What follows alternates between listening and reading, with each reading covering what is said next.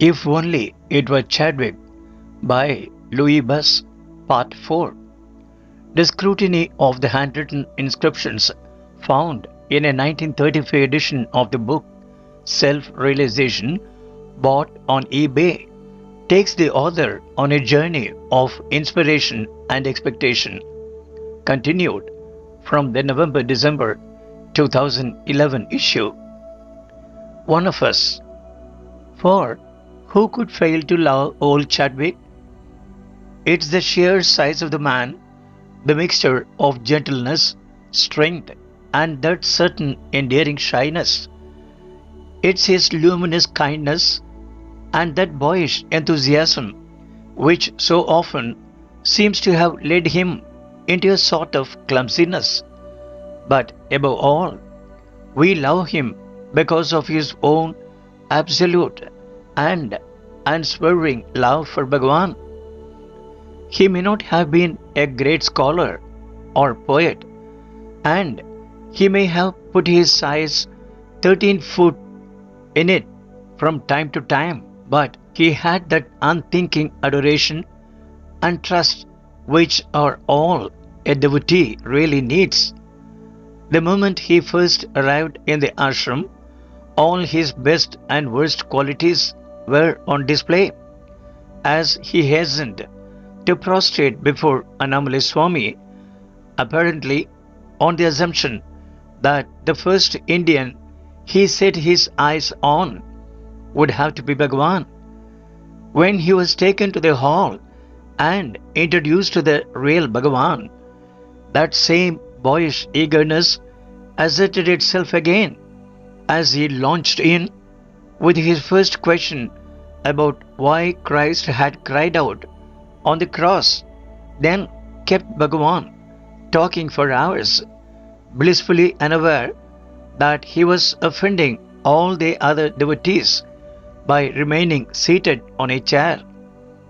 Bhagavan himself, of course, was not offended any more than he was on the occasions when he visited Chadwick's room, and far from getting up to welcome him, Chadwick remained seated and carried on with what he was doing. In some superficial ways, Chadwick seems to have been ill suited to ashram life, and perhaps it is this that most endears him to me. He couldn't sit cross legged, but was so determined to meditate in Bhagavan's presence that he was prepared to strap himself up in that ridiculous cotton belt. From what one can gather, he didn't sink then into deep samadhi for hours on end. Despite the fact that he had devoted his life so wholeheartedly to Bhagavan, he found it very awkward to prostrate before him in public, and resisted doing so for as long as he could. It must be difficult for any Indian to understand just how reassuring a rather conventional Englishman like me finds it to know that such a figure was there, so close to Bhagavan, and at the center of the ashram in so many ways. Not only had Chadwick trodden this foreign road before me, but he had remained perfectly sane, eminently practical, and, in a strange way, reassuringly English. If I find it hard to express my gratitude to Chadwick, I find it even more difficult to express my gratitude to Bhagavan for loving him as he did, for accepting him just as he was, and for doing so in such a very public way. For in accepting Chadwick, Bhagavan was somehow accepting and welcoming all we clumsy Westerners. His open declaration that Chadwick was an Indian who had had some desire to be reborn in the West, but that they had been together before, was really quite remarkable, especially as Bhagavan almost never revealed anything about people's previous incarnations. I do not for a moment flatter myself that he might have said anything similar about me. All the same, whenever I think of him declaring that Chadwick was one of us, I can't help feeling that in some way he meant the reassurance to apply to other Westerners as well.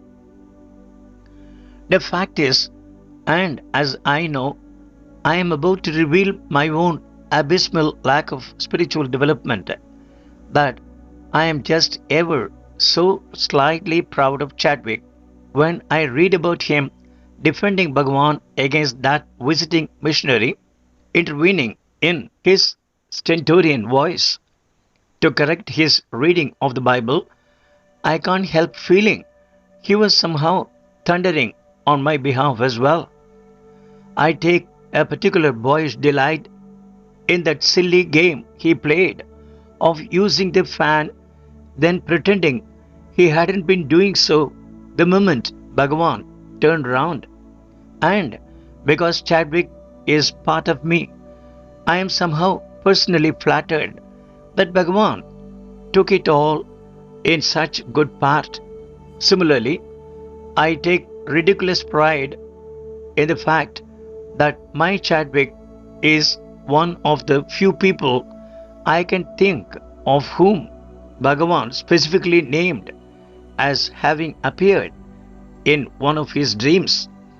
Whenever I read of some little triumph like that, an unenlightened part of me wants to punch the air as if my team has just scored a goal and cry, "Good old Chadwick." None of this, I hope, gives the impression that I think Chadwick was at my own humble level of development. This is a man, let us remember, who had worked out for himself the basic principles of Advaita and the technique of self-inquiry before he had ever heard of Bhagavan, an extraordinary achievement by anyone's standards. He was the first devotee of any nationality who was allowed to build himself a home inside the ashram and settle there permanently.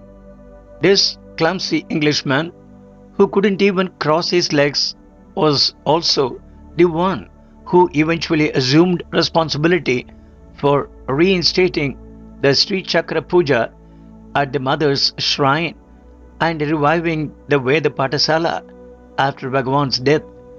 These are sacred trusts, and if Chadwick was the one who ended up bearing them, it can only be because Bhagavan knew he was the best person for the job. The fact that I can so easily imagine myself pumping Chadwick's hand and slapping him on the back is perhaps less an indication that he was down on my level than a testimony to the simplicity and humility of a man in a high spiritual state.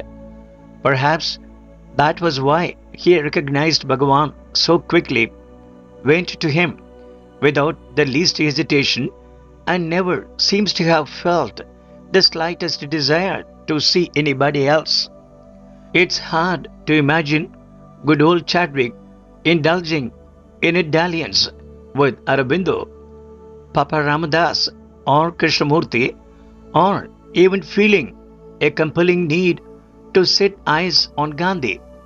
In this, he almost bears comparison with the adoring Muruganar himself, although I do seem to remember that Chadwick once left Bhagavan's presence to go on a trip somewhere, and Muruganar always refused to do even that. Chadwick also shares with Muruganar, and indeed with all Bhagavan's foremost devotees, the distinction of never having been tricked into believing he might be some sort of guru himself. For those who have recognized Ramana Maharishi understand that there is only one guru they or anyone else will ever need. Yes, I wanted it to be Chadwick. A book that had been sent from the ashram to England in 1936 was clearly a treasure, but knowing it had been sent by Chadwick would make it priceless in my eyes. At first glance, it seemed the odds were in my favor. A Search in Secret India, the Paul Brunton book, which first spread Bhagwan's fame in the West, had only come out in 1934. Before that, as far as I knew, there had been no English visitors since Humphreys in the early part of the century. Our mystery devotee must have been one of the very first to pack his bags and set off in search of this intriguing Maharishi. The fact that he could describe Tiruvannamalai as the place in which I am living must have made him one of a very small group indeed. The dates fitted well. Chadwick arrived at the ashram in November 1935. By the time the book was sent in August of the following year, he would have been living there for 9 or 10 months, long enough to get into that pleasant routine of visiting the temple for meditation at the shrine of Krishna, then walking back through the forest archway for an evening in the old hall. Perhaps it had also been long enough for him to start looking on the place as home and to realize that he might never return to England. Could it have been this great realization that prompted him to send the book back to his parents? If it now seemed that he might never see them again, he would have wanted to do everything in his power to make them understand the reason for his decision, which might have seemed to them at best foolish and at worst traitorous. There might already have been an exchange of letters between India and England in which he explained his decision and they remonstrated with him, and that would certainly fit with the tone of the dedication on the opening page. Sending the book might have been his last-ditch attempt to make them understand. Surely, once they had actually seen Bhagwan's picture and read some of his teachings, Chadwick's parents would appreciate why their son could never now leave his side. But if the dates fitted perfectly, and though Chadwick had been one of a very few Westerners in the ashram at the time, there were other incongruities that made me uneasy. The first and most obvious was the idea of Chadwick having parents alive at all. There is no mention of them in a sadhu's reminiscences. As far as I could remember, Chadwick there describes having a farewell stay with his sisters before he set off for India, not his parents. A quick look back at the opening of the book confirmed that this was right. Then, thanks to the wonders of modern technology, I was able to search the entire text at the press of a button and discover that there was not one mention of anybody called Russell.